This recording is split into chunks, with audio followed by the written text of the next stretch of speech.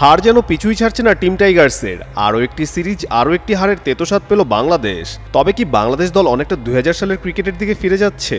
কেননা সম্প্রতি তারা যে আরব আমিরাতের বিপক্ষেও সিরিজ হারছে, এমনকি টাইগারদের প্রিয় ফরম্যাট ওডিআইতে অনেকটা টালমাটাল অবস্থা।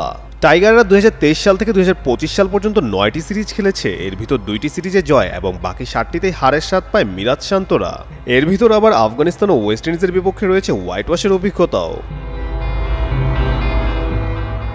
এদিকে মঙ্গলবার রাতে শ্রীলঙ্কার বিপক্ষে সিরিজ হারের পর বাংলাদেশের নয়া কাপ্তান মিরাজ জানালেন তাদের দল এখন অনেকটাই তরুণ, এখনও তারা অনেক কিছু শিখছে। এই বিষয়ে মিরাজ বিস্তারিত আরও বলেন, আমাদের দলটা জুনিয়র, এখনও নতুন কিছু খেলোয়াড় আসছে। আমরা পজিটিভ থাকার চেষ্টা করছি, আরও সুযোগ পেলে সবাই ভালো করবে। রান্নায় আমার ভালোবাসা Jamuna gas stove. Jamuna gas stove, আধুনিক, নিরাপদ ও দীর্ঘস্থায়ী। মিরাজ যেন তার বড় ভাইদের দেখানো পথেই চলছে, কেননা তামিম মুশফিকরাও ম্যাচ হারার পর বলতেন, আমরা ভুল থেকে শিক্ষা গ্রহণ করছি। পঞ্চপাণ্ডবের যুগ শেষ হলেও এই উক্তি যেন টাইগারদের পিছুই ছাড়ছে না। টাইগারদের মূল সমস্যা কি ব্যাটিং টেকনিকে নাকি মনস্তাত্ত্বিকে, তা বোঝাই এখন অনেকটা মুশকিল।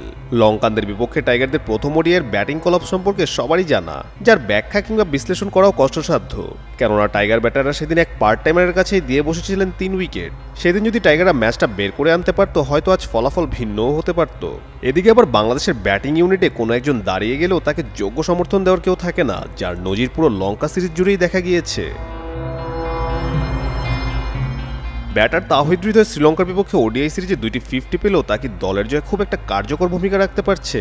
কেননা হৃদয় 50 করছেন 70 থেকে 80 স্ট্রাইক রেটে, 50-র পরই রেকলেস শট হাঁকাতে গিয়ে দিয়ে বসছেন নিজের উইকেট। তবে কি হৃদয়ের এমন ইনিংসকে সেলফিশ নকই বলা চলে? পাবলিক অপিনিয়ন কিংবা বেশ কিছু ক্রীড়া বিশ্লেষক তাই মনে করছেন। সব কথার শেষ কথা, বাংলাদেশ টিম মিরাজ লিটনদের নেতৃত্বে শীঘ্রই মাথা উঁচু করে দাঁড়াবে, এমনটিই আশা টাইগার ভক্ত সমর্থকদের। কাজী সাকলাইন আহমেদ, যুগান্তর স্পোর্টস।